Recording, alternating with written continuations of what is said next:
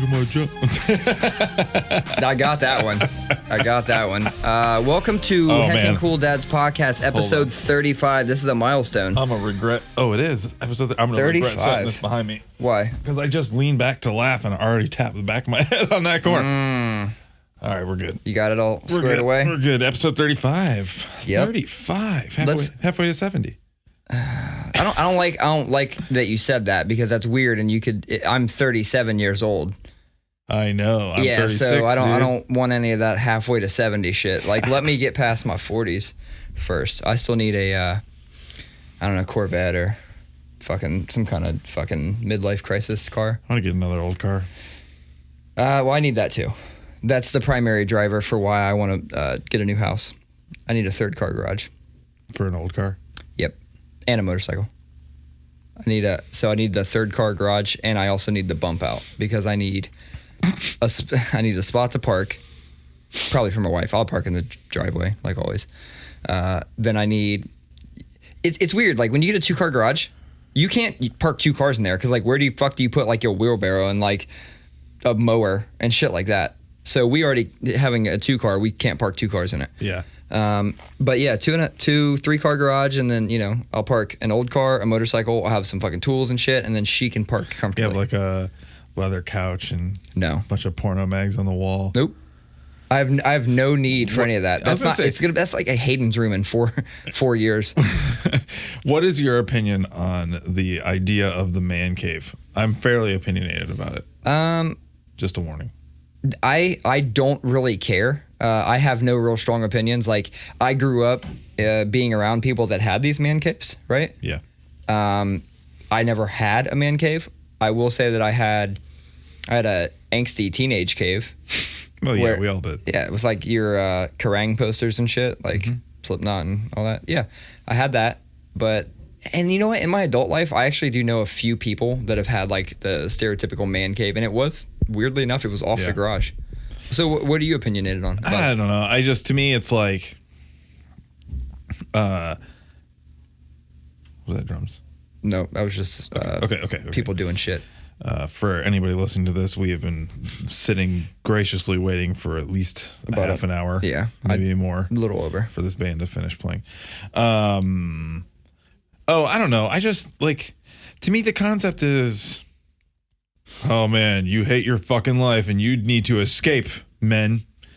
Like, to me, it's like, so. That's not where I thought you were going to go with it. I thought you were going to go to, like, the sexist, like, porno pictures up type shit. No, I mean, that's dumb. But I feel like that's just, like. Free the nipple, dude. Part of dudely culture. I don't know. It's stupid. It's toxic masculinity. I'm just kidding. Well, you're really not. But no, I don't know. To me, it's just it encourages I probably sound stupid. It just encourages to me like hey, I know that you really just need your wife and kids out of your hair. And I just don't like that. I do think that parents need an escape, but I don't need an escape any more than my wife does, and I don't need an escape any more than my kids need from me. Okay. So when you put it that way, I'm on board with you. When you started going down the whole like not needing escape, I was like, man, I don't know about that. Like you definitely do. Okay, yeah, because I do. Definitely do. I do, and I know my wife does, and I know my kid does. Right now, he goes to his room, he shuts the fucking door. If my daughter's busting in repeatedly, he locks the door. We give him permission to lock the door because, when he would do it before, I'm like, hey, don't lock the door. This is still our house. Like, now he asks, which I feel like a dick for, like, making him ask. But, and then, she'll either go to the room or whatever. But I think the basement is now going to be that spot. And the reason is because she just pulled the trigger and bought kind of like the treadmill she always wanted. And if you think I'm picky about certain things, her picking a treadmill is like the absolute worst because she's a actual runner. She's a marathoner. So she has criteria and like things have to be perfect, right? So it gets delivered on Friday. I was down there making space for it today. Throwing my random shit. Sweet. So now it's going to be our little escape. Let me expound a little bit more on that. Did that make you feel bad? Oh, well, no, because I'm just thinking to myself, and it's like, well, I have my studio in my basement, and I tell the kids, like, don't play down there unless I'm down there. It's the Colin Cavern. And I'm like, God damn it! Like I have a man cave, and it's got like my posters on the wall. Right? Can we give it like a cool little? Like I said the Colin Cavern. Like can we give it something? The Simo Cavern. Yeah. I don't know. But to me, I guess it's less. I don't know. It's like I feel like it's like you got a lot of guys who like spend a lot of fucking money. Like a home theater system in their man cave. You know, it's like, no, share that with your fucking family. Put it in your living room. So my wife listens to every episode. So it sounds like he doesn't want me to do that thing where I put all the shit in the basement. We were going to do that. Oh. Well, if that's a mutual decision that you guys had and it's a shared space, I'm not talking about shared spaces. I'm totally fucking with you. Oh. I just wanted to rile you up. No. I'm not talking about shared spaces. I'm talking the exact opposite. I feel like a man cave is this, you know, and I'm a big fan of Home Improvement growing up. And like that show was all about the fucking man cave. Yeah. It was all about the man's toilet, the man's bathroom, the man's vanity, you know, like there was that. And it's a funny joke, but it is that thing. It's like, same with Married with Children. It's like, no, like I have a family. We have a house together. I'm contradicting myself because you do need your private space. No, I know where you're going with that. We're going to do something similar to the basement. We want to... Such a waste of like 4 minutes. No, it's fine. We want to be able to have Hayden and his friends go down there and like fucking, you know, rage on video games and hang out. You know, I will say this. One of my best friends, Carl, he might listen to the podcast too, so shout out to my boy Carl. One of my best friends from high school, his parents... I'm not going to say it was his dad's man cave because his mom might have had part of it too. Like, so his parents. It's called a she shed if it's a woman. Remember? They just finished their part of their basement. There was a kitchen in their basement, and they finished it like a 50s, like a rock and roll diner. Like the table had like the checkerboard floor and like the cool like melamine countertops and stuff like that. Yeah. And like Coca-Cola memorabilia. It was like an inside of a Johnny Rockets. I'm into it. It was awesome. Shout out to his parents. I'm not going to say their last name. That's fine. Now, I mentioned a second ago that I just wanted to rile you up.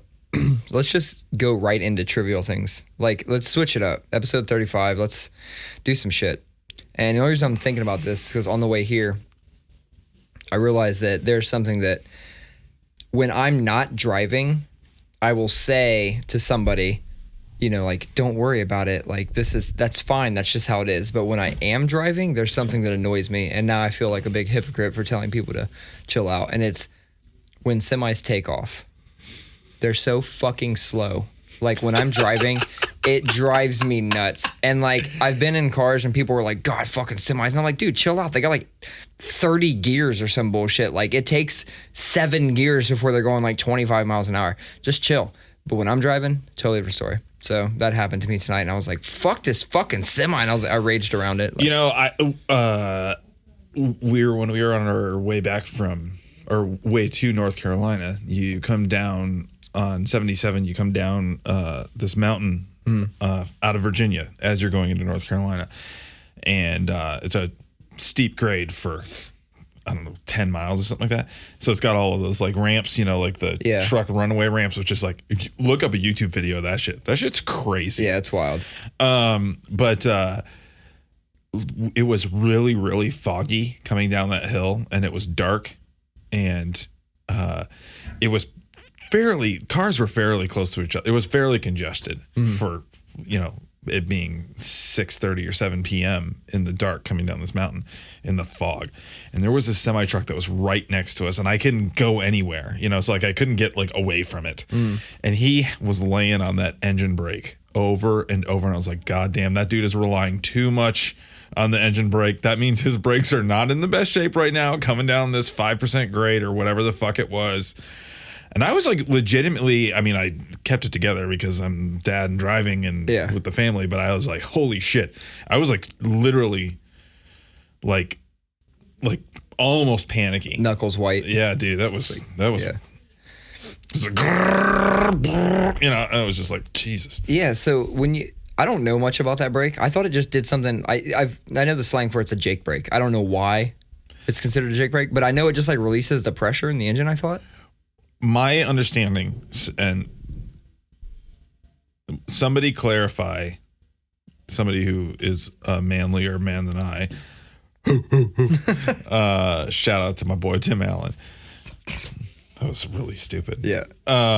But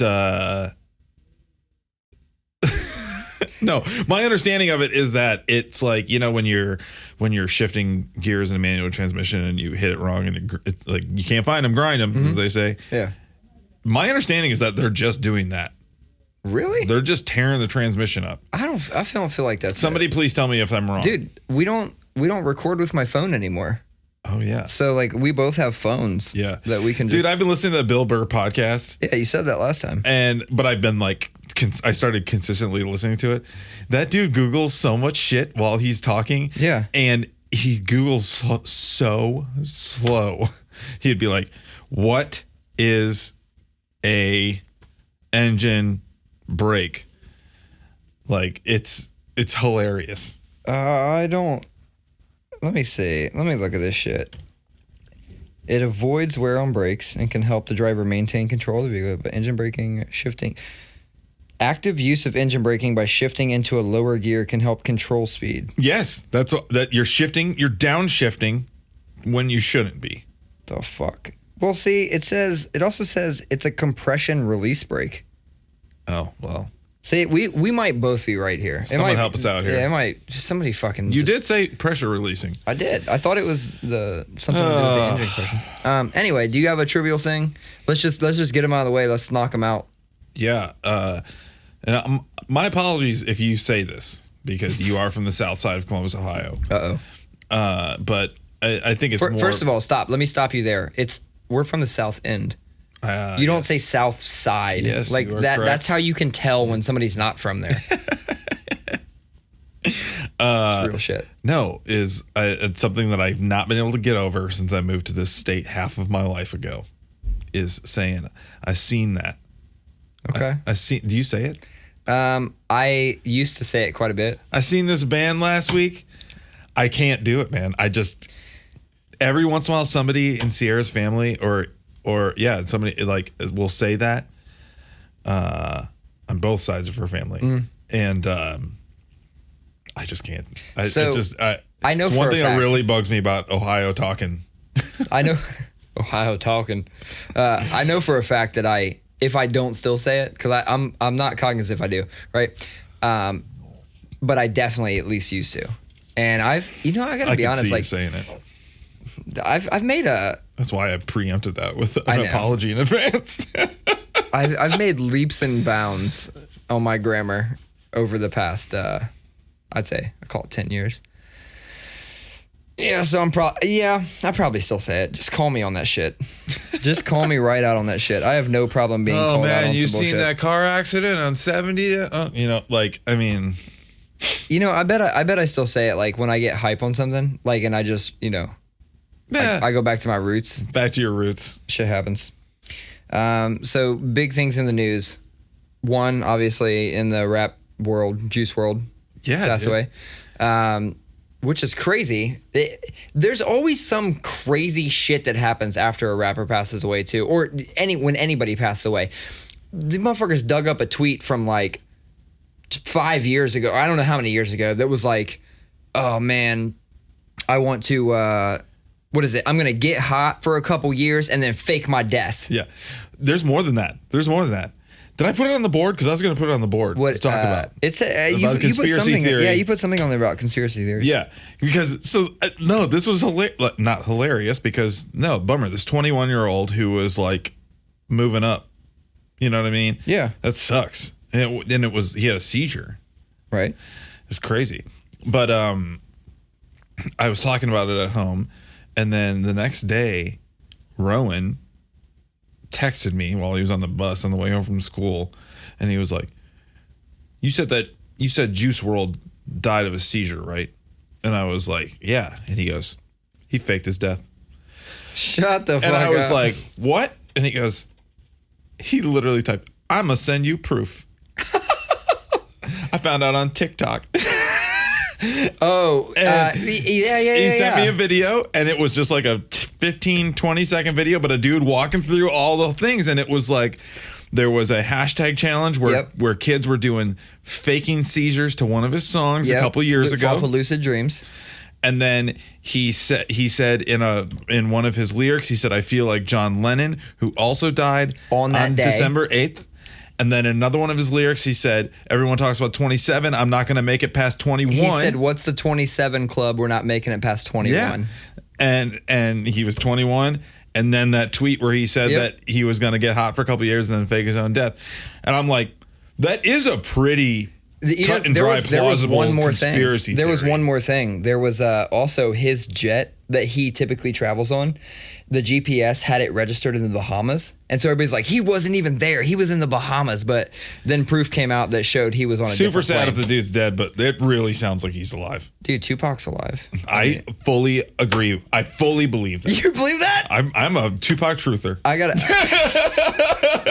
gotta be honest. Like, every once in a while, I'll see or read some shit, and I'm kind of like, all right, I can see that being real.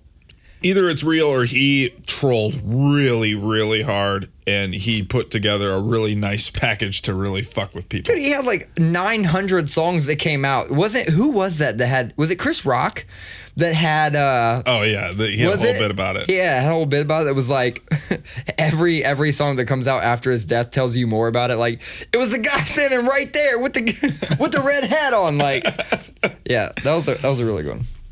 It's wild, man. Still, like, you know, as a kid, that the Tupac stuff was so hard and it was so cool. But then you look back and it's like, that dude was like making fucking threats on MTV in the middle of the day. Oh yeah, in his lyrics, and nobody does that anymore. I don't feel that. I feel like that's missing from rap, except the Game. That Pusha T Drake beef got close. Well, it got disrespectful because Drake, like, but that was on a pop level. That was still on a pop level for sure. Yeah. And that's because Drake, like, kind of made one reference, which you gotta do your own research or fucking really be in the know to even get his reference. And then Push came back disrespectful as fuck, which was tight. It was awesome. Super tight. No, dude, the game. I don't know if you've had a chance to listen to that. I did. Did you listen to the whole thing? All fucking like 20 something out or records? Yes. Okay. What'd you think? I enjoyed a lot of it. I didn't like it as much as I hoped I would. Damn. Based on our conversation beforehand. Because I listened to it that night. I like played video games for an hour and a half and listened to the thing. And I think the production's really good. At points is a little too much for me.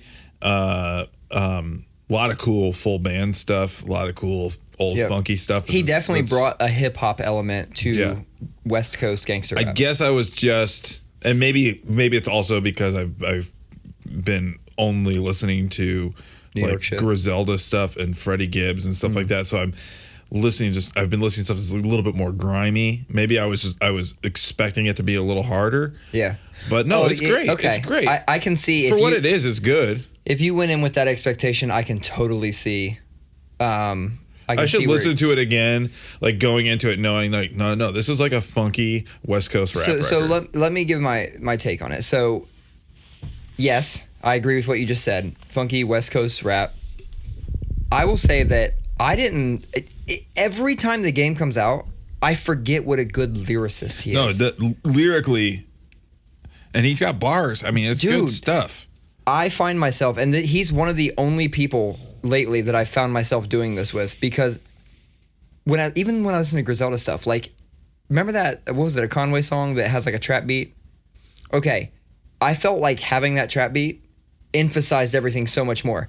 When I listen to Game shit, I'm so tuned into the lyrics and his lyrical content and what he's saying that I almost don't even fucking hear the beat. Oh, that makes sense. I miss the beat altogether. So that's why I fuck with that. And he says wild shit. There's some hard stuff on there. He has that, dude, Dave actually pointed this one lyric out on the track called Hug the Block. Like, towards the end of the track, he's like, I'll kill my own brother. And I was like, God damn, I fucking feel you, Game. I feel you. No, but I guess, looking back, I'll listen to it again. And because I did have an open mind, I did go into it open mind. I think maybe that was the disconnect, was I was expecting it to be a little bit grimier or a little bit harder. Yeah, it's just all the way real.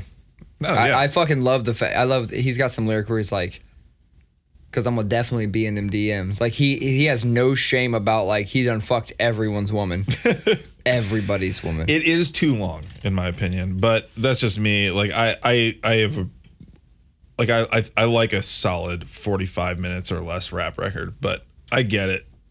Well, he can do it's it. Supposedly his last one. He's retired. Oh yeah. So I think that was the whole thing. Is like, he probably had a fucking. Most rappers have like 100 tracks just sitting in a That 03 Greedo dude. Who? His name's 03 Greedo. I am not. I have no idea. Never heard. You would really like it, actually. Really? Yeah. He went to jail. He just started a sentence, like a 20-year sentence or something like that. And I guess he had like 3,000 songs. Do you remember? And it's since he's been in the year or two he's been in jail, he's already put out a bunch of records. There was one record that was an EP that was a collab with Travis Barker. And then dude, Travis Barker's on the second game record or second game track. Oh yeah. Oh yeah. And then he just put one out 2 or 3 weeks ago. It was a collab with Kenny Beats, the producer. Whoa, Kenny. And it's like kind of like T-Pain-ish. That one is. Okay. Sometimes he's just rapping, sometimes it's like auto-tune singing You fuck stuff. with like Tory Lanez at all? A little bit. Here's the thing. I didn't for a long time. And then he got in some, he's always in beef. He got in some beef and I heard his track and I was like, God damn, okay. Like maybe I wasn't paying attention to Tory Lanez. So I went and made it a point to download all his mixtapes. So he does those Chicks tapes and then he has like regular mixtapes where he's rapping. The Chicks tapes is a lot of singing and shit like that. And I was like, okay. Now I think I'm really fucking with Tory Lanez. What turned me on to him was he does the hook in that Meek Mill song from the Creed soundtrack, Lord Knows. Mm-hmm. You know what I mean? Yeah. Lord knows. Dude, that's what turned me on to him. Yeah. So, yeah.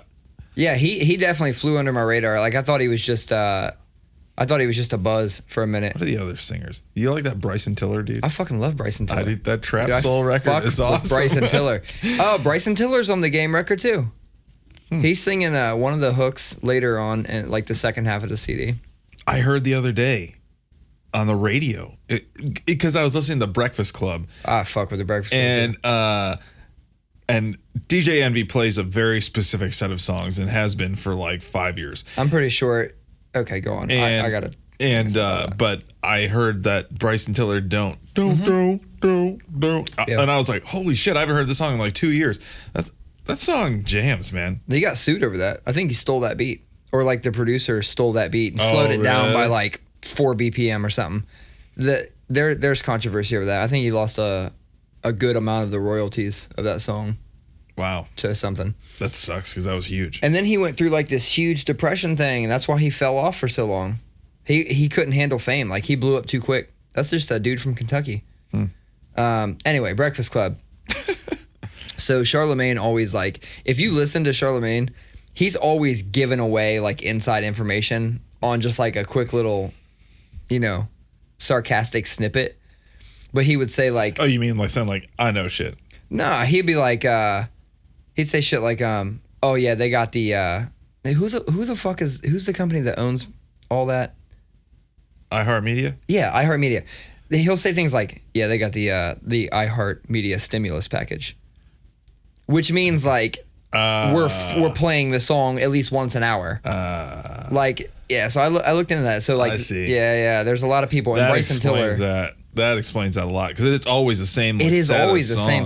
And you know what? Even though I know some of that shit is live, I also think DJ Envy also plays a lot of like Miami shit and like a lot of that. Like there was a minute there was like all DJ Khaled stuff. Well, that's another one I believe that Charlemagne referenced. Got the iHeart stimulus package. Got it. Yeah, so he's always giving shit away. Man, I've had this on the motherfucking board for like 3 weeks, and I'm just gonna say this: spell laryngitis. Oh, LARYNGITIS. You fucking nailed it. Yes. You fucking nailed it. I'm pretty good at spelling. Really? Yeah.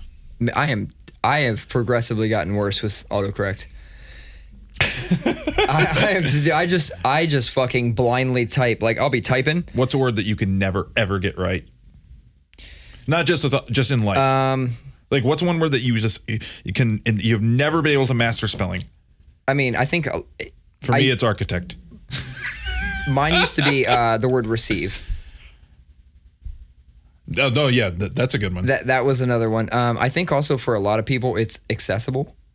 They want to put access able, like with the A. Oh. And like because I know that, I spell it correctly every time. But trust that after I get to access, that story goes through my head, and I go, it's nigh. I've designed two architect websites that were long projects, like big architecture firms here, and I've designed two of their websites and in my career, and I've had to type the word architect so many goddamn times, and is it architect? Yep. Is it architect? I just never get it. Yeah, so with like, typing things, everything has a fucking spell check nowadays, which is, it's fucking me up because I've grown to rely on the spell check option to make myself more efficient up front. Like I'll go extra fast and not worry about the typos because I know at the end they're either underlined in red or they've auto-corrected on my phone. Sometimes I just like generally get close to words and it corrects it. So I'm like, fuck it. I gotta talk about autofill or auto things for a minute. Like predictive text? Like not predictive text. Well, yes, predictive text, but the way that Google does it in Gmail scares the shit out of me. Oh, because it contextually uses it based on your other things that you've written? Because I know that robot is fucking just ripping through all 25,000 emails I have in my Gmail account from half of my entire life. Yeah. And is just pouring through the way I talk and is learning the way I talk. And I was writing an email an hour ago. And as I was typing, it was like writing the sentence as I would write it. And it scares the shit out of me. So I have that scares the shit out of me more than like them knowing my DNA data or whatever the fuck. No. Google's robot knows how I talk. Like that scares the shit out of me. It doesn't really bother me. I like it. It is convenient. It is super fucking convenient. So one thing with Android phones, and I'm sure Apple phones do something similar, but pretty much anything I can change the default for. So like when I first got my first Android phone, the middle light. I was gonna take it. Oh. Yeah, I'm totally, leave it right here. Unless you feel that Miller Lite is better than Internight. And it's not like, it's negligible. Okay. These were in my fridge. Somebody left in my house. So one thing with Android phones is that you can change quite literally every piece of every default app. And one of the first things I did was I got a new keyboard for my typing, and it was a keyboard called Swipe or something like that. Yeah, the one where you drag your hand around. Yeah, and you can just now do that on iOS. Oh, really? Jesus, it was like 6 years, 6 years in the making. Anyway, it also learns how you type, and so its predictive text gets smarter and better the more you do. Scares the and you shit can go in and look at stats, and it shows you like how many words it correctly predicted, how many times it auto-corrected for you. It looks at like you look at stats. I hate that. It's fucking tight. I'm a stat boy. I get it, and it there's part of my brain that is like, that is so awesome, but the other part is just like, dude, like, we're so close to the singularity. We're so close to computers outpacing us, outpacing the human brain. And who knows what happens? It's only theorized from there. Well, there's people doing it from the, like you're talking about, from the brain side, the intellect side, and there's people doing it from the physical capability side. Yeah. And if you get Google and like Boston Dynamics together, like that's where the real Terminators are coming from. Well, that's the thing and I've read a lot of articles. I will sometimes go on binges where I just read tons of articles about artificial intelligence and singularity, and then I go to bed crying myself to sleep scared. But it's just right now we have tons of computers that are really, really good at doing one thing. And this one's really good at doing this one thing. And this one's really good at doing fucking backflips from a standing position. And it's just and this one's really good at laser targeting that nuclear missile. You put them all fucking together and we're dead. We're toast. The robots are here and they're slaves. I find it, dude, I'm just going to bring up something that my friend... Do you think it's less nefarious than it's going to be? No, fuck no. I truly think, people always, hypothesize, what's going to be the end of the world. I think we're going to literally see, before we see some, fucking catastrophic, nuclear warheads going off and blowing up half, I think we're really going to see somebody's going to unleash a crazed robot, or some shit's going to happen that's going to... think of people that are trying to commit these attacks. They're committing bombings, stuff like that. Think if they catch up to unleashing one of them Boston Dynamic robots. Yeah. What's taking that down? It's going to be so efficient. You could mount 10 arms on that fucking thing. Have you seen that guy that made that Iron Man suit? Yeah. I might have briefly mentioned this a couple episodes we ago. did. But you look that up on YouTube. They fucking made a shoulder mount machine gun that follows his eyes. Yeah. That's it. You don't have to go much farther than that. You just have to make that better, and then we're all fucking dead. Yeah, you need something to protect against attacks. I learned this from Beyblades. God damn it. You need stamina, you need attack, and you need defense. That is the three things that make up anything. So if you take these robots that are capable of incredible attack, they already have stamina because they're fucking robots, and you give them defense, that's it.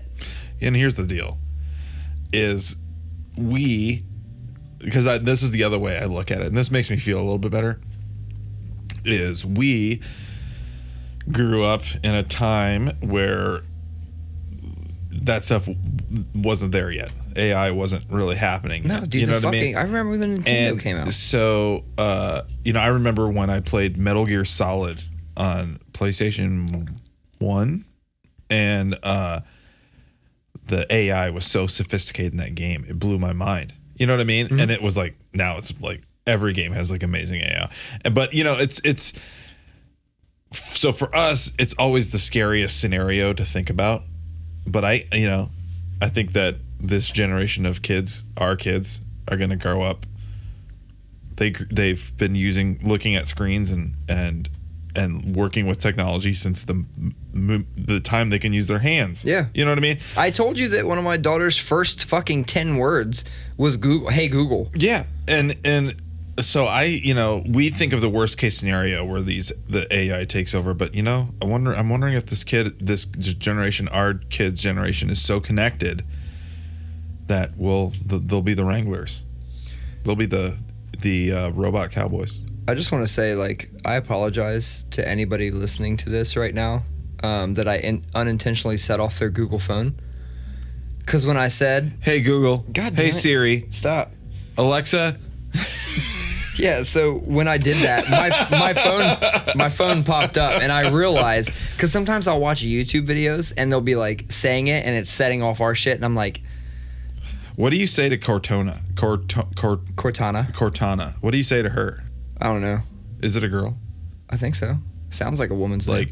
I don't mean to assign it a gender, hey Google, but do you say hey Cortana? Yo, Court Dog. That'd be tight. Somebody should make a plug-in for these where you can hood it up. Yo, Siri. Shit like that. See if my phone. Hey Siri. She heard me. She heard you? Never mind. That's how many times at home we have to say never mind. Did we see that's what I'm talking about. The fucking robots have already taken over. Yeah, we fucking use that shit all the time. We're apologizing. Sorry, never mind. No, I don't need you. Yeah. We're apologizing. Go back to wherever you came from. To our digital assistants. It does a lot for me. See, here's the thing. Siri, You are being too blasé to the threat. So, me and the threat are homies, and the threat shall not come for thee.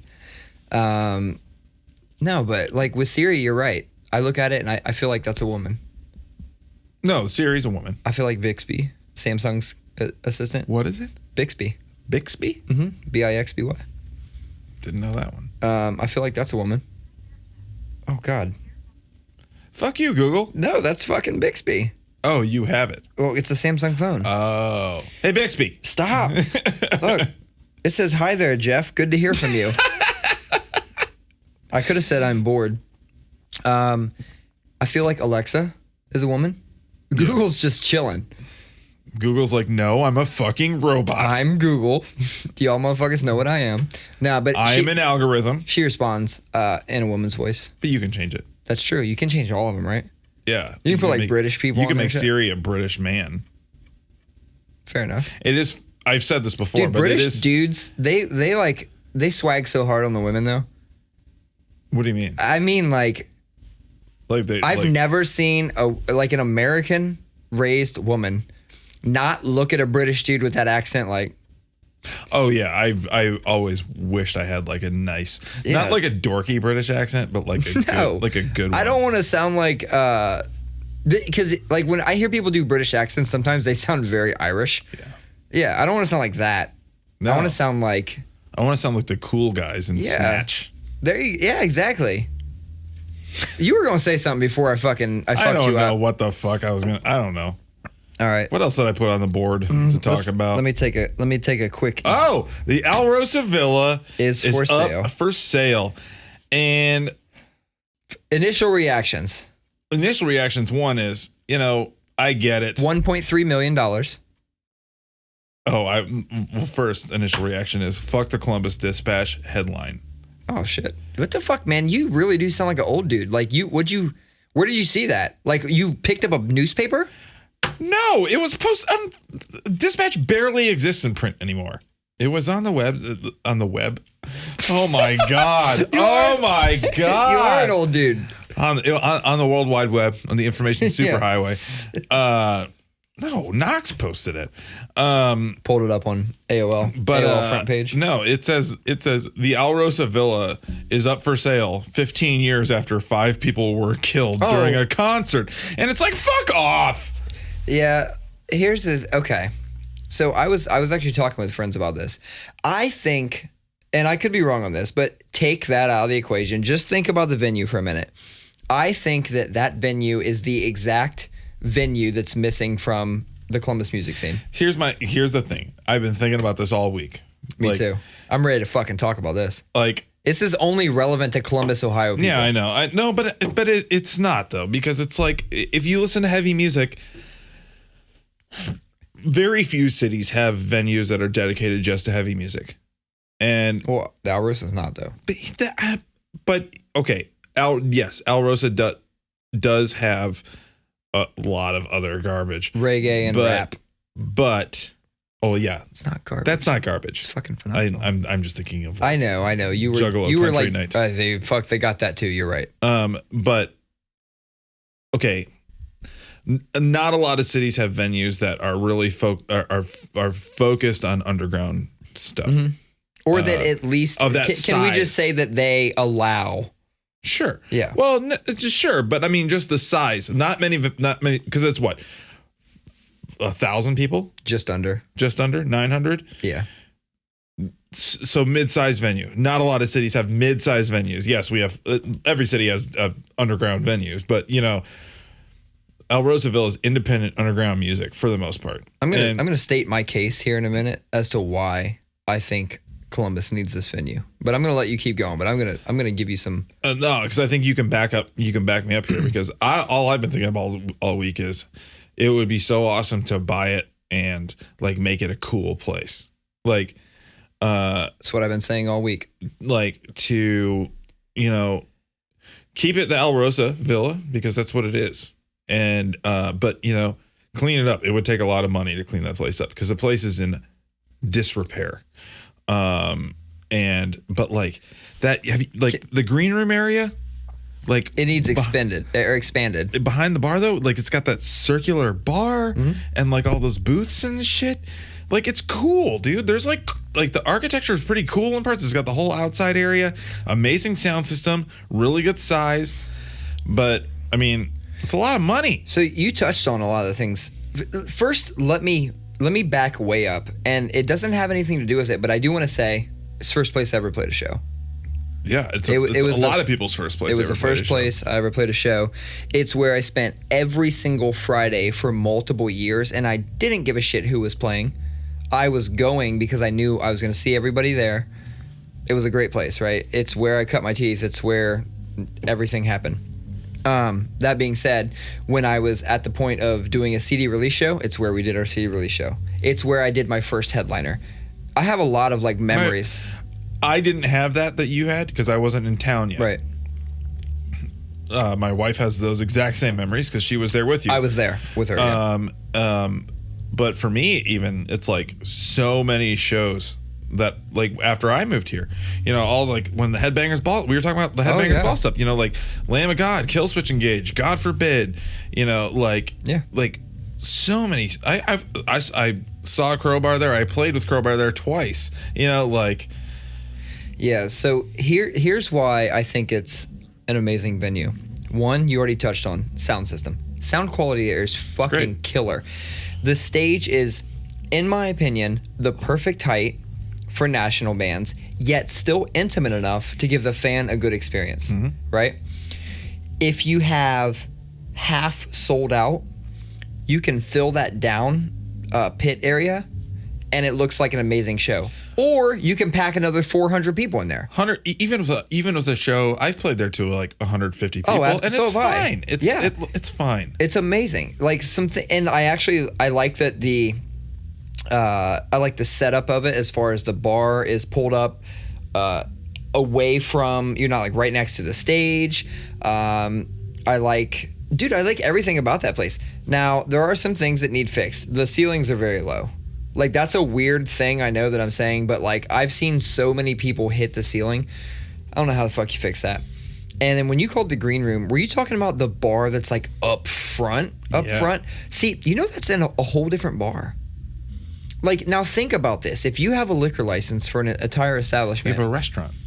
They have no, they actually have a kitchen. They have a kitchen they're not utilizing. Yeah, dude. So like there is a lot going on here. Like you can do shows multiple times a week. Other than that, you can run just the bar up front, and that's a 7-day business. Like you got all 7 days up front. You got the kitchen you need to bring back. You've got all kinds of events. They need to obviously change the decor and everything. I mean, that's when I say it would take a lot of money because it needs remodeled. It needs revamped. On top of that, it's got 2 parcels.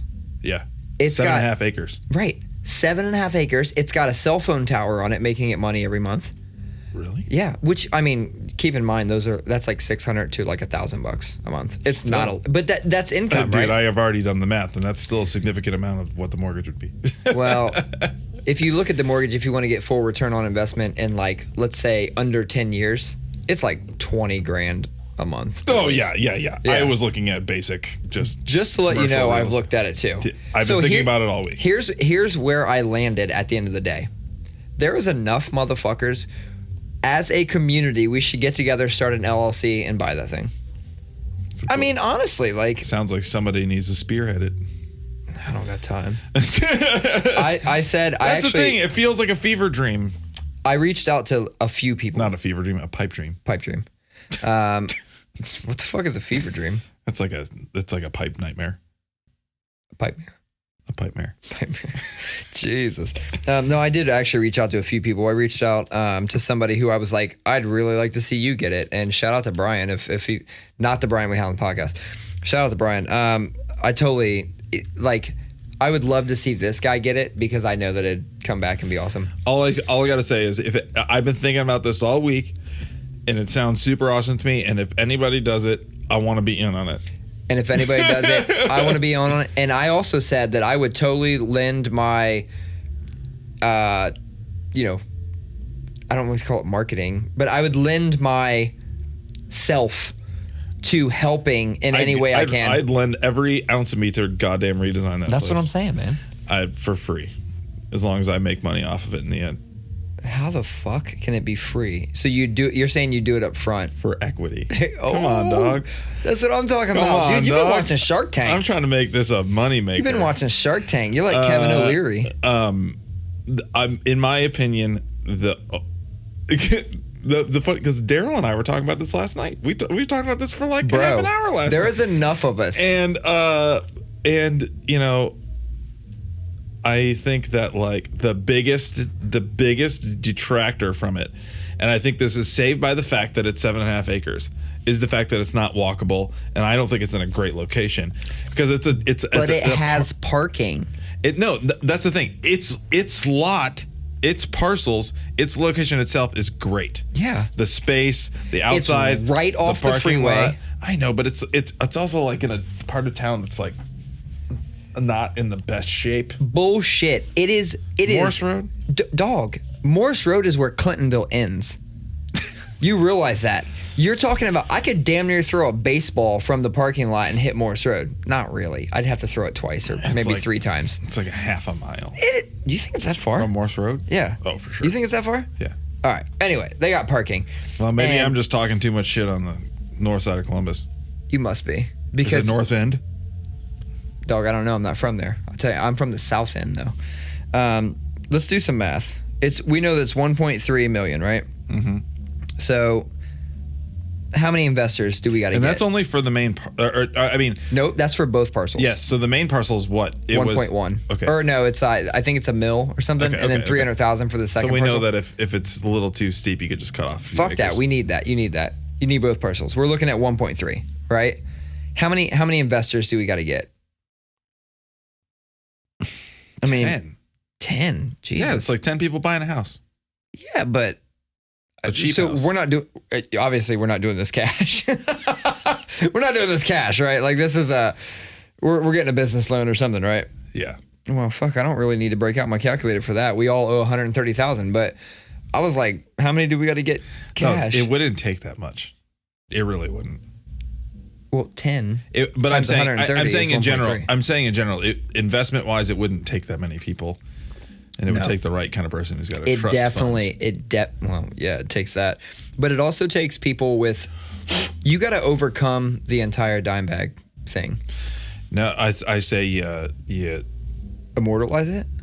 Not Like immortalize. a bronze Rocky statue type shit? You have some sort of shrine or some sort of memorial, and you own it. That's the thing. That's what bugs. I mean, that's what bugs me about that headline is that it's pointing it out, but it's pointing it out in a way that just it feels weird, and it's like, no, own it. Like this venue has a very storied history. Yeah. A lot of good, one specifically very bad thing. You know what I mean? But you know, it's you overcome that. You overcome it by spinning it positively and just saying, no, look, it's part of this venue's history, and it makes us a historical landmark to the metal community. I will say that it is interesting how many people will go to other locations in the world, be it Graceland or wherever, and like celebrate like, oh, this is the place where so and so died. But then in Columbus, that's like nobody supports it because this is where so and so died. But, you know, and I think it's fucking weird. Yeah, I saw back in the day. The tour was, I think it was Zayo, God forbid, E-Town Concrete, and it was early Full Blown Chaos. And Full Blown Chaos played like 2 Pantera songs. It was awesome as a memory because it was like 2 years later. We've talked about this before, but every time I hear Full Blown Chaos, I always think about the show where you played the first Symphony in Peril show on drums, and it was Capital Tragedy's first show. Yeah. That was our first show. Oh yeah, they were on that show. Yeah, it was. Wow. Yeah, Wow. pretty fucking cool. But it's interesting that the El Rosa also comes up this week in the Dimebag thing because December 8th, when Juice WRLD died. and when John Lennon died, was also, rest in peace, 15 years. Dimebag Darrell. Yeah, most of my riffs wouldn't exist without that guy. Interesting. You should do. What about Darrel that's in your band? Same. That's one thing. Just a whole bunch of Darrels that are helping you out. That's one. Double Darrels. Oh, I thought you meant how does he feel about it? No. Darrel inspires me too. No, can I just take a second? I said double Darrels. You did. Double Darrel. Like double Darrel shotgun. Yeah, see? Nice. Colin's writing style. Double Darrel shotgun. That is one thing that my whole band bonds over is our love for rap music and our love for Pantera and Deftones. Those three, basically. Other things in heavy music, Andy, Every Time I Die. Dude, so cool, man. Yeah. I don't even like wrestling. I don't either. Like sorry to Darrell, by the way. Yeah, for real. No, it's not that I don't like it. It's the fact I'm not into it. You know, like I'll watch it. You know, Darrell got me in. Like he was like, no, let's watch this because it was an event one night and some of that weird underground shit is fun to watch. But even the big stuff's fun to watch. Man. I'm just not into it. Yeah. And but yeah, Andy from the guitar player from Every Time I Die, he's been. I follow him on social media, and he's been doing the underground stuff for 5-7 years now. Yeah. Something like that. And then, but yeah, he's in AEW. He made his debut in that. That's really crazy too, because they're like WWE's biggest competitor. Yeah. And like, you got to think, like, Every Time I Die, something about their music screams that they could play that shit till they're 65. Oh, for sure. Like, it's got that rock and roll swagger to it. They are really the one. Before, like, I know Maylene gets a lot of credit for like popularizing that whole Southern rock, style in that genre, but they were the ones that did it. Like, they were the ones. I've been listening to Every Time I Die since 2001. You probably have too. My fucking email is Morphine Season. Nice. That's still my email to this day. Like, I remember I had just moved to Ohio, and I was dating a girl who was back in Grand Rapids, Michigan. And I went back one weekend, so I had to be 18. It was 2001, maybe early 2002. And I remember hanging out at her house, and this dude showed up and was hanging out with us. And he had a shirt on, Every Time I Die, and on the back it said, "Smile, you fuckers." And I was like, dude, that's sweet. Hardcore band put fuckers on the back of their shirt. And I checked out that band based on that. Mm-hmm. And it was... I already liked Converge a lot, and in my opinion, Every Time I Die is Converge with it's like sassy Converge, at least early Every Time I Die, and I'll be the first to admit that Every Time I Die is one of the most influential bands on every music I've ever written. I mean, it's absolutely. They got a stank on everything. Everything's got a stank on it. Yep. And Symphony in Peril was doing that, stuff, and they I know I was doing it. They took those. We used to just call them party riffs. Yeah, they did the southern shit, the southern shit, the party riffs with the swagger. They did like Converge breakdowns, like like all that stuff. They did that stuff, and they just added a little shine to it and a little bit of swagger to it. And dude, can I also say they've that influenced so many goddamn bands? Andy is like the nicest person on the planet. Oh my god, everybody has like a nice Andy story. I was probably like 21. And I saw them somewhere a few hours away from Columbus. I don't remember where. And he was walking and goes into the back room, and I'm 40 feet away. I'm trying to get to him before he gets to the back room. And I'm like, Andy, and he goes in. I'm like, fuck, I missed him. Boom, comes back out and talks, and I'm like, what the fuck? And you got to think. Like I said, I was 21 maybe when it happened, and I'm 37 now. That's kind of back when if you were a band on tour at all, you kind of thought you were the shit. Mm-hmm. And he never acted that way. No, yeah. Every time he talks. Also crazy, like, to think that. Like, I'm talking about listening to them when I was 18 years old, and I'm 36. That's half of my entire life ago. Yeah. That's just crazy. A band that has been consistently in my life. They have had records that I have not really liked that much, a couple, but a band that has consistently put out music, hasn't taken a hiatus, has just put out a record every couple years. So what's the pinnacle record for you? Hot Damn. Absolutely. Last Night in Town is incredible and will probably be my favorite Every Time I Die record, but Hot Damn is the best one for sure. I thought Gutter Phenomenon was okay. Yep. Has good songs. The last one they put out was good. Was really good actually. I can't remember what it was called. But no, Andy's story for me. I remember Symphony Peril was recording our first record, so this was 2003, and maybe it was 2002 or 2003. Anyway, we're in Buffalo, New York, and so that's where Every Time I Die is from. Mm-hmm. And we happened while we were in town recording. Between the Buried and Me was playing in town, so we went to go see Between the Buried and Me, and a couple of the Every Time I Die guys showed up. And Andy was one of them, and he was just hanging out and being, this is Every Time I Die. I wasn't huge at that point. And Between the Buried and Me started playing, and that dude got in the pit, and it was, I'm not joking. He's probably in the top two or three hardest moshers I've ever seen in my fucking life. He's huge too. The dude, I can't imagine what it's like in the wrestling ring with him, because the dude moshes like a hard ass motherfucker. It was wild. I mean, because he's 1,000 feet tall. Yeah.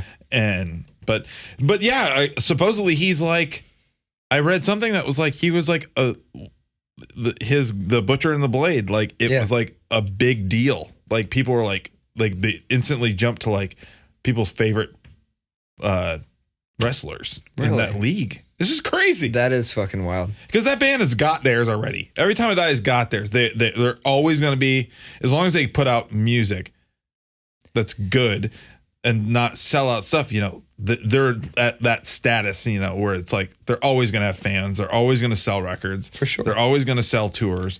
But that's like taking it to the next level of entertainment. Every Time I Die was the supporting act on a Beartooth tour. It's crazy. Isn't it? I mean, like, how crazy is that? This is a band that all those dudes grew up listening to. It's crazy. And they landed Every Time I Die being their support on their headlining tour. You know why?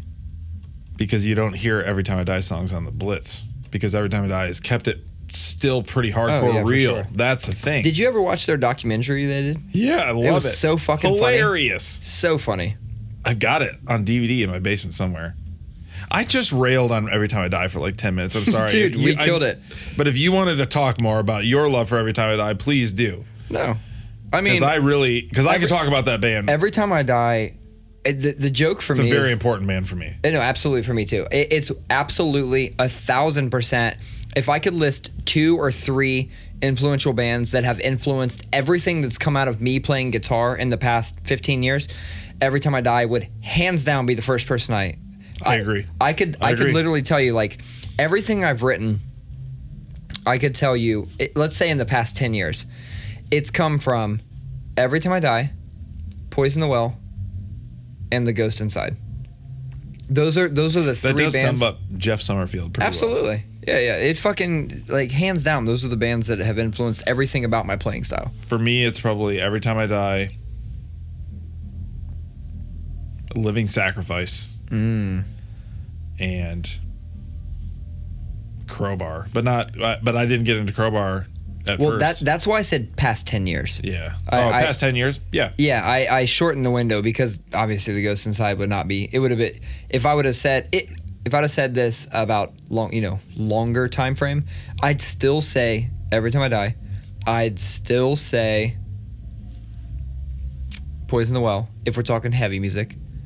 And if I'm talking light music, Armor for Sleep. And I know that's a weird... I don't even know if do you know them? I never really got into them, but the band's pretty cool. Musically, I don't know why, but the moment I heard their guitar and I heard them playing, it reminded me a lot of what I was trying to do, and so I've always felt very inspired by them. And weirdly enough, Silverstein. Like if it's strummy music, you could say that it sounds like something between Silverstein and Armor for Sleep.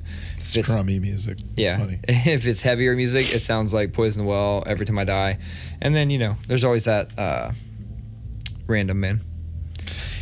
I want to go back to man caves for a minute. Dude, Jesus, this is a callback, but how many minutes ago was that? It's probably A long fucking time ago. 40 minutes That ago. was the first conversation we had, basically. You just because you made me think of it, strummy music. But I sent you that video on Friday night when I said, because we talked about making time to listen to music. Oh yeah. And I just got to talk about it because it was awesome. Sierra went out for the night, and You said we're going analog. That's what you said. my internet was down. Yeah, my internet's down. I'm going analog. Yeah, and Sierra was out, and the kids went to bed, and I was in my man cave. But that's the thing. It was in my living room. So if the kids came down, they could share the space. That's the thing. It's not my space. Get the fuck out of my space. How many no fucking girls words? allowed.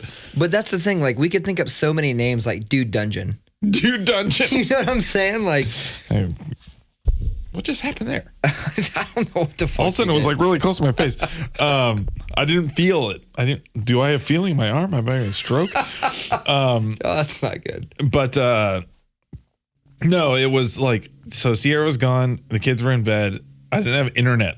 It was awesome. I made a fire in the fireplace, and like in the fucking stove, the wood stove. Oh yeah, you have one of those like Yeah. the I got old a real school deal metal shit. things. Yeah. Well, I can actually like heat the first floor of my house with that. It's pretty cool. The upstairs gets pretty cold though. Well, the far back part of the house gets really cold, but no. And I was just listening to emo records, and I was like reading through design books and stuff like that, and I was just like, "This is awesome." I'm just like taking this shit in. This is my man cave. This is like, that was like the weirdest hipster Friday. Like, you Emo said, records in front you of a said fire, drinking gin and tonics. looking at design books. Looking at design books. What a fucking bougie asshole. Had a whole collection of Dwell magazines. Oh my God. I was just munching on avocado toast. Oh, I love avocado Ooh, I just said that very Michigan. Avocado toast. So tonight, you would call this a struggle meal, right? Because we had pasta. Come on, man. You'd call this it. Dude, I made two. We hosted a couple. This is why I got this. And it was Tara and Tucker.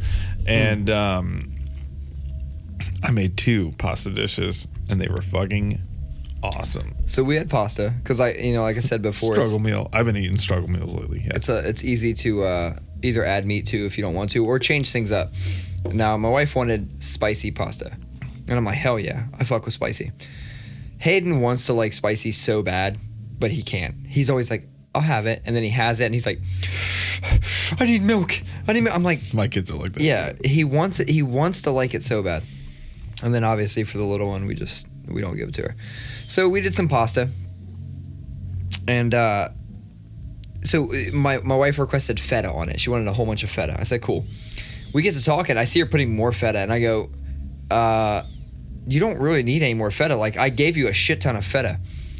And she said it melted, and I was like, feta doesn't like melt. Feta doesn't melt. And Hayden's sarcastic ass said the funniest shit that actually like made me laugh out loud. He said, oh, okay, so if there was a fire, I guess I should just cover myself in feta. And I was like, you fucking asshole. And then I had to Google it. Dude, feta actually doesn't melt. I mean, sure, in fire it would, but like you can't just like melt down feta unless you like mixed milk with it or something like that. Like, Can you melt goat cheese? Like other crumbly cheeses? look, man. I know you could melt a fucking goat like with enough fire. You can melt cojita. I know you can do that. Dude, cojita's so good on tacos. It is so good. It's so good. But a lot of queso's got that in it. Yeah. He's been saying like the craziest shit lately. Did I tell you I was like changing my daughter's diaper one day and like her butt was real sore, and he pops in and goes, She's butt hurt. yeah, You said that. fuck, man, he's been on that. So he said that shit about the fire, the cheese tonight, and he also said, I heard a really weird riddle, and like this riddle, it's more sarcastic and asshole than anything he's ever told me, but he doesn't comprehend why. He just said, yeah, it's kind of stupid, but I'll tell it to you. He said, so a guy is working at a restaurant and he's trapped. How does he get out? And I was like, what the fuck? I was like, I don't know, walk out the front door. And he looks at Amy and, she gives some other answer. And he's like, no, he goes to school. And I was like, oh, they're saying, I get the riddle now. They're saying that you're a fucking idiot. And to get out of this restaurant life, you need to go to school. He doesn't understand why that's so funny. Me, I go, probably going to tell that on the podcast tonight. I was like, I'm going to fucking tell that on the podcast tonight. Oh, man. He doesn't understand. It's funny how we were talking about this a few episodes ago about how there's like these kind of memes from our childhood that have just made it through, Oh, yeah. My kids are really on that diarrhea song. Cha-cha-cha. Or wait. Like when you're sliding in the third and you feel a juicy turd, diarrhea. Yeah. They've been all about that for a week now. And it's like, okay, guys, you're really so what reaching are, so for let's, them now. Let's compare. So drive it in your Chevy, you feel something heavy. Okay. Is that how it starts? I don't know. I'm just What's first? I just think of the ones I know. What's first? You slide into first and you feel something burst. See, I always said you feel a juicy burst. So what's second? Or is it 2? I don't know that one. See, when I grew up, it was 2. So was it all baseball references? It was going all the way around the bases. It was sliding into first and you feel a juicy burst. When you're heading towards 2 and you feel a big poo. Or some shit. It was something like that. See, that's one my kids would say, and I'd be like, And then third is turd, obviously. See, mine wasn't turd. What was it? You're sliding into third, and you feel something burn. Diarrhea. Because it's not a turd, it's diarrhea. It burns. See, this is why I was saying, like, there's different versions of this song. That's why I said we need to compare. It's just funny. It's like but it's hilarious though, because now it's 2019 and 20 years later, my 9-year-old and 11-year-old and 7-year-old think it's fucking hilarious. Dude, anything farts, poops. Oh my God. You could do anything that has to do with farts or poop with a kid, and it will always make them laugh. Slays every time. You can always talk about, here's the things with kids. You can always joke about bodily functions. You can always talk about dinosaurs. And kids, all kids, boys or girls, are happy. My kids definitely, like, you just have to, like, mention something weird, like something wild as fuck that he can, like, ideate on and, like, expand on. And he will talk back and forth with you for 2 hours. He'll be like, yeah, and then, and he'll just add some shit on. He's such a creative person. My boys are really big on facts right now. So there's a lot of that going on in my house. Hey, did you know that blah, blah, blah? Or I'll say something and they'll be like, no, actually, it's blah, blah, blah, blah. So this is fucking crazy because we're like 25 miles from each other, right? And our boys like don't see each other. Do they even talk? Like, do they play? I think maybe they play Fortnite together sometimes. Does Hayden play Fortnite anymore? I don't know. Oh. He's like hella into Pokemon again, out of nowhere. Came out of nowhere, and he doesn't want to play it on any modern system. He wants to play Pokemon. You know what he asked for Christmas? A Nintendo Game Boy Advance. Nice. And I go, Game Boy Advance? Because it's so retro. I was like, did they fucking release a new one? And so I Google it, and I'm like, nope, just the one from 03. He wants a Game Boy Advance. That's what he asked for Christmas. He goes, I'll take an Xbox One, but really what I want is a Game Boy Advance. And I'm like, okay, well, $29 on eBay says you're getting that one. Like, that's for real. That's the one you're getting. That's hilarious. He's crazy into Pokemon. And there's like 5 Pokemon games for that Game Boy Advance that he wants. So I've been like researching and trying to find it. Meanwhile, I'm over here like looking at buying him a 4K Roku TV and an Xbox One. Like, I thought for sure like that's the route we were going. You're like, I want to play this with you. Not really. But you said something about PlayStation earlier. He got one of those like mini retro PlayStation 1s that has like, 40 games on it or something. And I have to know this. I need to look this up because I haven't bothered to yet.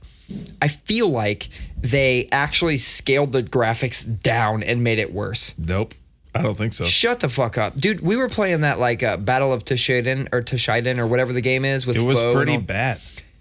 I don't remember it being this bad. He has that, and he has what is another game on there? Cool Borders 2.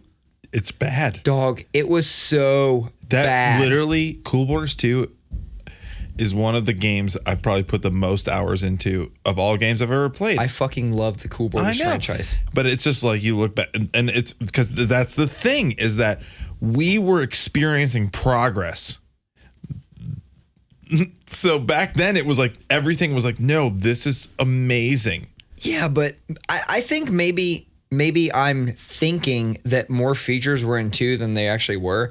And then like really I'm thinking about Cool Borders 4. So here's a weird thing. So the other day, I think my wife mentioned it to me. She goes, "Hey, Tony Hawk is online and he's texting people back right now." And I said, "Tony Hawk?" I was like, "Dude, I'm going to text his ass. What's his fucking number?" And I sent this number a text. Dude, dead fucking serious. I sent his ass a text and I got an auto-generated thing back. It's like, "Yo, what's up? This is Tony Hawk. Something. It looks like I don't have this number in my phone. So go here and sign up, and then I'll have the number in my phone, and then I can text you." Oh, fucking asshole. I did it. I was like, fuck yeah, dude, I'm texting Tony Hawk. So then I went and signed up for this thing, and then I sent him a text, and the first thing I said was, "Do you think Tony Hawk Pro Skater would have existed if not for Cool Borders?" That was the very first question. Oh my God. Dude, very first question I asked him. And Tony Hawk loves Cool Borders. He responded to you. Yeah, he fucking responded. Dude, I actually got... It's through a platform. Like, this platform, its whole shtick is, I think, getting people to engage in text conversations with the mass public, and by default, it collects data and yada yada. It's a whole thing. But yeah, dude, I'm fucking texting with Tony Hawk. That's hilarious. It's my boy, Tone Dog, Tone Loke. I'll hook you up with the number if you want. Did I put anything else on that? Because I feel like there was something else. Nope. No? That was all of it. But I have a couple things I want to get to. So, hey, what's the whole thing about the rock in the yard? So I put that on there when we were talking. Can you read what it says verbatim? It just says large front yard rock. Dude, I love that. Here's the thing. Just like you, like I'll see something and I'm like, I'm going to put that on the board and talk about it. And like when I put it on there, it's because I was driving around looking at landscaping and I was like, man, I want one of those big fucking rocks in my yard. And so I went back to my yard and we have this dip where we should have had them come back out at a year. We got one free like yard leveling or whatever. And there's this big fucking dip. And I'm like, I know it needs to go there.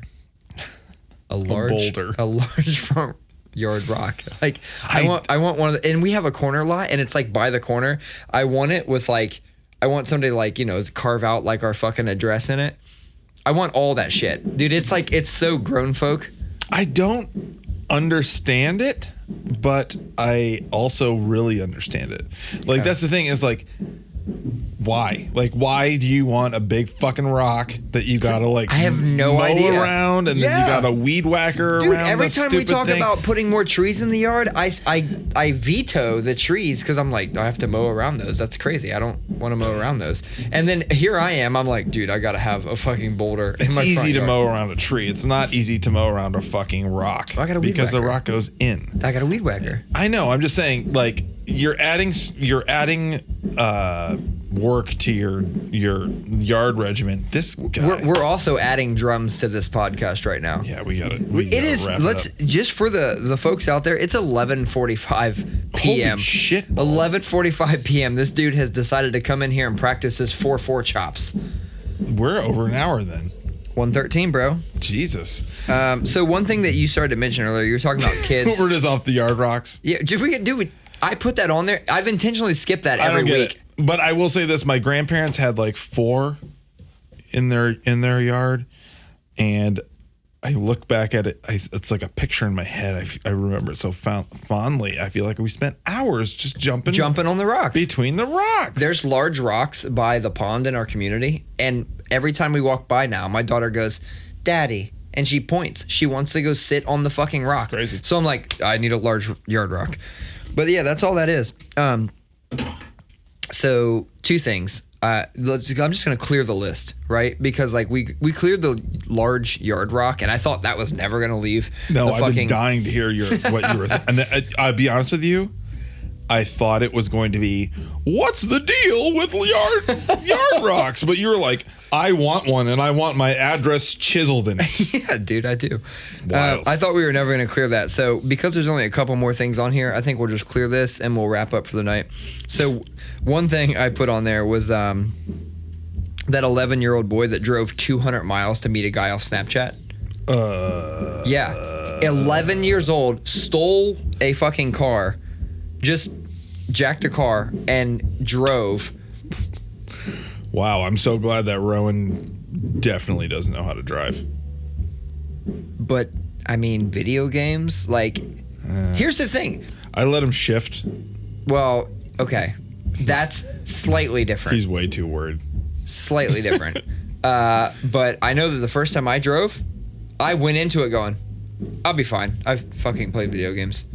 And I drove and I felt fine, and I felt comfortable because I played video games. Video games have only gotten better and more realistic. Yeah. These motherfuckers are going to be like, they're just going to be shifting. Like, they're going to come out and be like, I'm just going to buy a fucking... Because that's the difference is it... Well, no, you're right. Never mind. Especially, like, have you played some of these games... like PC games where like you sit and actually do everything shift and oh no, I haven't, but it's yeah, disgustingly realistic. I was playing Forza Horizon and I play it arcade style. You have gas and you have brake and you have e-brake, but my best friend plays it like in shifting style, and I can't imagine shifting in a video game, but I do it. I love it. Especially because you got those like top bumpers and shit now, and like those are just like, what the fuck else are you gonna use those for? Shifting. I want to max my RPMs out. Anyway, so let me just tell you, this kid stole his brother's car, stole his dad's tablet, and was using the GPS on that. And I think like it ran out of like it didn't have cell service. How far did he drive? 200 miles. Dude, he's 11. He made it 200 fucking miles. Dude, that's like driving like to like Flint, Michigan. It's crazy. So lock your motherfucking kids up if it's they're like driving to if they're on that shit. Past Indianapolis. And then we started to talk about like I briefly talked about like, Pokemon and getting back into Pokemon, and you brought up the PlayStation 1 and yada yada. You ever have tech decks? Did you ever fuck with tech decks growing up? I didn't. My brother did. I didn't until I was an adult. Dude, on your desk. I got my first tech deck like 3 years ago. That's not a joke. Are you one of those guys that's got like a bunch of cool shit all over his like action figures and? No, I want to be that guy, but I don't. Have 4 action figures. You do? I might. I constantly look at certain things to bring in. Like, I've said this before. I collect Dunnies, like Kid Robot. Yeah. And I have a shit ton of them that we like. There's no way I can display all these at the house. Like, it'd just be a fucking weird thing if you came in. There's like 400,000 Dunnies everywhere. So I have a whole bunch that are just like sitting in a box. I've thought about taking a bunch of those in. I've got right now. I know it's not as cool as Dunnies, but I have 2 of those Funko pop characters. Yeah, I have a Raptor from Jurassic Park, and I have Wayne Campbell from Wayne's World. Nice. And then I have 2 old Todd McFarlane toys. Spawn or Violator? I got fucking Ozzy Osbourne. Oh. And James Hetfield. Oh, wow. Okay. Nice. Ozzy Osbourne's got blood running down his chin because he's holding a headless a headless dove. Nice. And he's got individual necklaces you can take off, like chain necklaces. Wow, that's cool. Like it's like a really elaborate Todd McFarlane toy. That's cool. No, it's Sierra's. I stole it and took it to work. I always think about taking shit in. I just haven't yet. I'm going to at some point. I've always felt a connection to Jason Voorhees because Friday the 13th, and I was born on Friday the 13th. This Friday's the 13th. I know that. People think it's unlucky. It's I feel like it's lucky because me. Is that what's the word? Making that paper, man. Who, me? Yeah. What? Lucky? Oh shit! I wish I did play the lotto yesterday. I bought 2 lottery tickets, a Cash Explosion. To this day, I still want to be on Cash Explosion. I don't buy lottery tickets. I really never have. Not even scratch offs? Dude, I used to like things would come in the mail, and they're always like the fake things, but they were scratch offs. My mom would always save them for me and let me scratch them. I fucking love scratching things off. I had family members that always like gave them like in like stocking, like as stocking stuffers. I still do that. I still do it.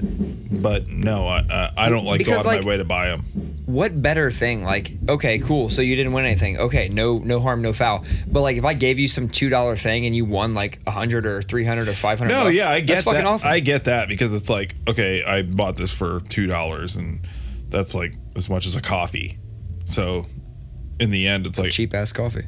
Well, I drink black coffee, so because I am a heterosexual male.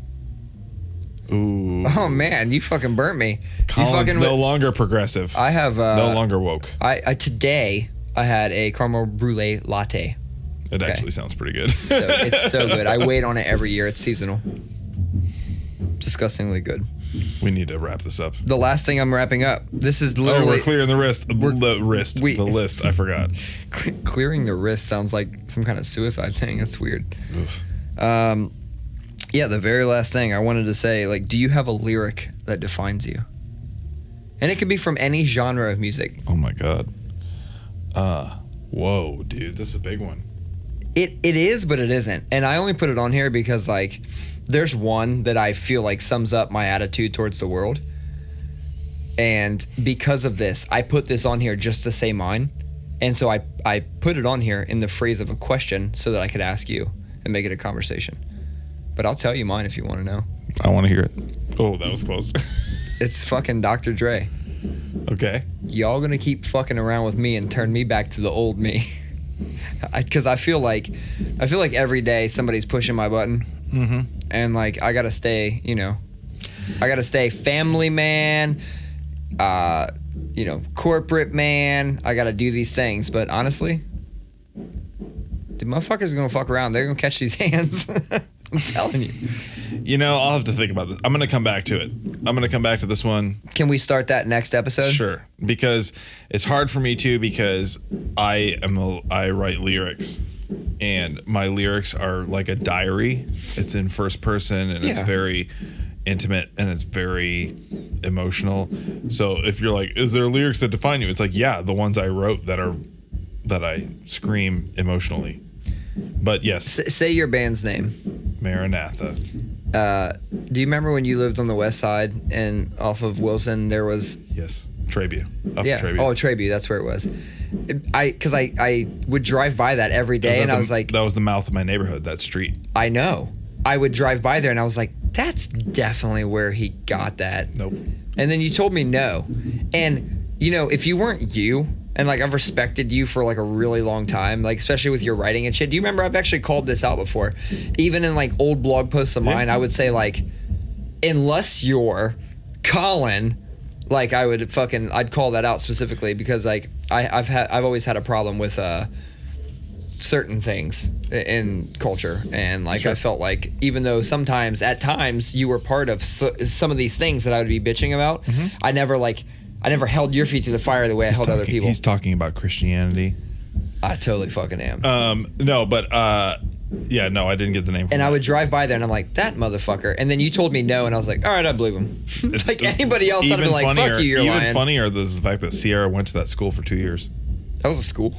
It's like a church with a school. Oh, okay. She went there for 5th and 6th grade. St. Leo, R.I.P. That's where I went. Oh, you pieced, and I was like, "Are we wrapping up?" No, we are fucking wrapping up. I need to go to bed. No, we got to wrap up. It's midnight. Over an hour and 20 minutes. It is midnight. We were shooting for an hour. All right, that's episode 35. Peace out. Peace.